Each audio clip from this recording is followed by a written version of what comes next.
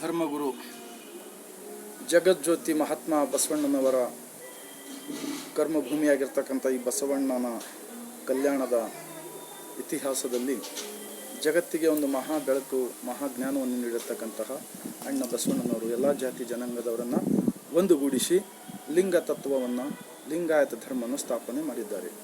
ಇಂತಹ ಈ ದೀಪಾವಳಿ ಹಬ್ಬದ ಸಂದರ್ಭದಲ್ಲಿ ನಾನು ಬಸವಣ್ಣನವರ ಒಂದು ವಚನ ಹೇಳಲು ಬಯಸುತ್ತಿದ್ದೇನೆ. ಜ್ಞಾನದ ಬಲದಿಂದ ಅಜ್ಞಾನದ ಕೇಡು ನೋಡಯ್ಯ, ಜ್ಯೋತಿಯ ಬಲದಿಂದ ಪ್ರಮಂಧದ ಕೇಡು ನೋಡಯ್ಯ, ಪರುಷದ ಬಲದಿಂದ ಅವಲೋಹದ ಕೇಡು ನೋಡಯ್ಯ, ಸತ್ಯದ ಬಲದಿಂದ ಅಸತ್ಯದ ಕೇಡು ನೋಡಯ್ಯ, ನಮ್ಮ ಕೂಡಲ ಸಂಗನ ಶರಣರ ಅನುಭಾವದಿಂದ ಎನ್ನ ಭವದ ಕೇಡು ನೋಡಯ್ಯ. ಅಂತಹ ಮಹಾನ್ ತತ್ವವನ್ನು ಇವತ್ತಿನ ದಿವಸ ಎಲ್ಲರಿಗೂ ಬೇಕಾಗಿದೆ. ಒಂದು ವೇಳೆ ಈ ದೀಪಾವಳಿ ಹಬ್ಬ ಈ ಜ್ಞಾನದ ಮುಖಾಂತರ ಬೆಳಗಿದ್ದರೆ ಎಲ್ಲ ಜನಾಂಗದವರು ಒಂದುಗೂಡಿಸಿ ಎಲ್ಲರನ್ನ ಜಾತಿ ಭೇದ ಮರೆತು ಎಲ್ಲರನ್ನು ಒಬ್ಬ ದೇವರ ಮಕ್ಕಳೆಂದು ಭಾವಿಸುವ ಈ ಸಂದರ್ಭದಲ್ಲಿ ತಾವೆಲ್ಲರೂ ಈ ದೀಪಾವಳಿ ಹಬ್ಬದ ನಿಮಿತ್ತ ಶುಭಾಶಯಗಳು. ಶರಣ.